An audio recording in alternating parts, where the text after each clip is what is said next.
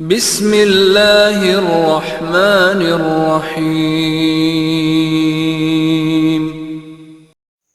السلام علیکم ورحمۃ اللہ۔ آپ کا بہت شکریہ اس چینل اسلامک ٹری کو سننے اور دیکھنے کا۔ آج کی اس ویڈیو میں ہم سنیں گے نبی اکرم صلی اللہ علیہ وسلم پر جب پہلی مرتبہ وحی نازل ہوئی۔ چلیے بڑھتے ہیں ویڈیو کی طرف۔ آپ سے گزارش ہے کہ آپ ویڈیو کو مکمل دیکھیے، آپ نے ویڈیو کو کہیں سے بھی سکپ نہیں کرنا اور چینل کو سبسکرائب کر لیجئے۔ تیسرے سال رمضان کے مہینہ میں جب آپ صلی اللہ علیہ وسلم کی عمر مبارک 40 سال 6 ماہ اور 12 دن ہو گئی، 21 رمضان المبارک بروز پیر بمطابق 10 اگست 610 عیسوی میں آپ صلی اللہ علیہ وسلم غار حرا میں اللہ تعالی کی عبادت میں مصروف تھے کہ اچانک جبرائیل علیہ السلام سامنے آئے اور کہا اقرأ۔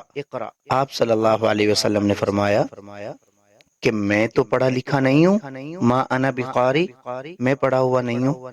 جبرائیل علیہ السلام نے آپ صلی اللہ علیہ وسلم کو اپنا سینہ سے لگا کر دبایا، پھر کہا اقرأ، پڑھیے۔ آپ صلی اللہ علیہ وسلم نے دوبارہ وہی جواب دیا، ما انا بقاری، میں پڑھنا نہیں جانتا۔ سیدنا جبرائیل علیہ السلام نے آپ کو تیسری بار سینہ سے لگا کر دبایا اور کہا اقرأ بسم ربک الذی خلق، خلق الانسان من علق، اقرأ وربک الاکرم الذی علم بالقلم، علم الانسان ما لم يعلم۔ ترجمہ، اے محمد صلی اللہ علیہ وسلم اپنے رب کا نام لے کر پڑھیے جس نے پورے عالم کو پیدا کیا، جس نے انسان کو خون کے لوتھڑے سے پیدا کیا۔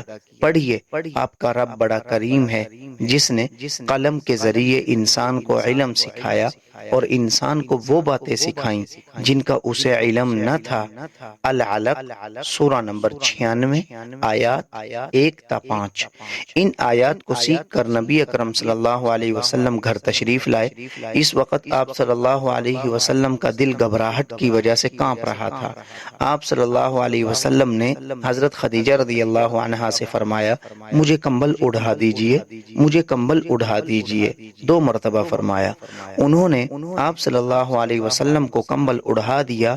کچھ دیر بعد آپ صلی اللہ علیہ وسلم کی گھبراہٹ ختم ہوئی تو آپ صلی اللہ علیہ وسلم نے حضرت خدیجہ رضی اللہ عنہا کو غار والا پورا واقعہ سنایا اور کہا مجھے اپنی جان کے بارے میں خوف محسوس ہو رہا ہے۔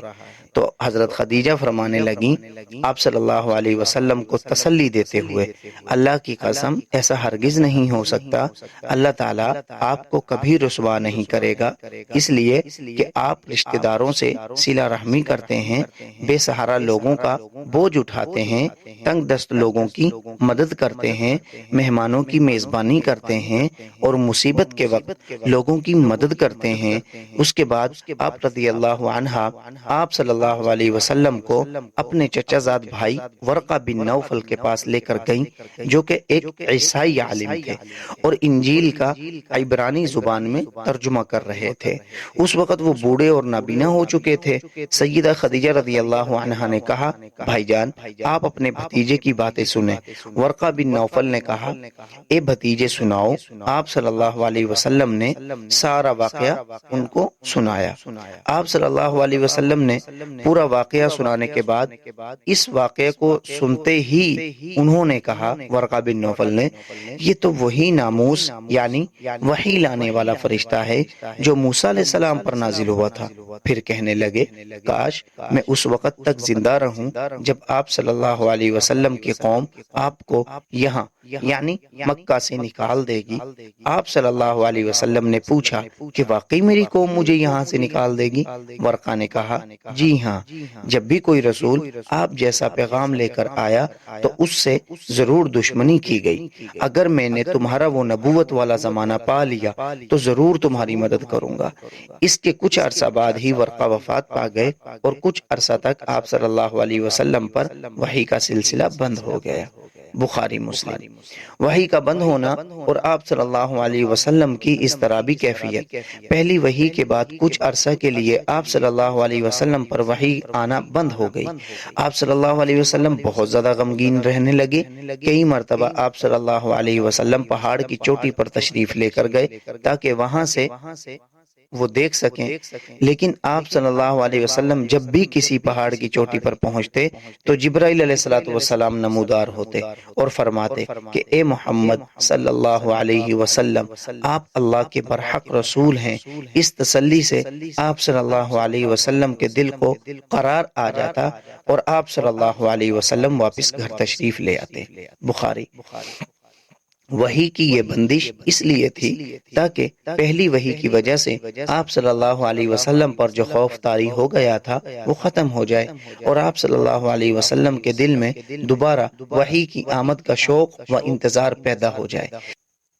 جب آپ صلی اللہ علیہ وسلم کا شوق و انتظار اس لائق ہو گیا کہ آئندہ وحی کی آمد پر آپ صلی اللہ علیہ وسلم اس بوجھ کو بآسانی اٹھا لیں گے تو جبرائیل علیہ الصلوۃ والسلام دوبارہ تشریف لائے۔ چل رہا تھا، اچانک مجھے آسمان سے ایک آواز سنائی دی۔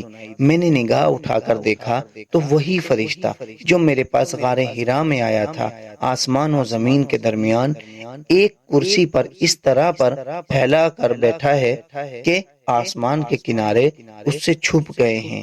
میں اس منظر سے خوف زدہ ہو کر اپنے اہل خانہ کے پاس آیا اور کہا مجھے کمبل اڑا دیجئے، مجھے کمبل اڑا دیجئے۔ اہل خانہ نے مجھے کمبل اڑا دیا۔ اس کے بعد اللہ تعالیٰ نے یہ آیات نازل فرمائی، اعوذ باللہ من الشیطان الرجیم، یا ایہا المدثر قم فانذر وربک فکبر وثیابک فطہر والرجز فہجر۔ ترجمہ، ایک کپڑا اوڑھنے والے اٹھیے اور لوگوں کو عذاب الہی سے ڈرائیے اور اپنے رب کی بڑائی بیان کیجیے اور اپنے کپڑوں کو پاک رکھیے اور بتوں کی ناپاکی سے دور رہیے۔ المدثر، سورہ نمبر 74، آیات 1 تا 5۔ پھر وحی کا سلسلہ باقاعدگی سے جاری ہو گیا۔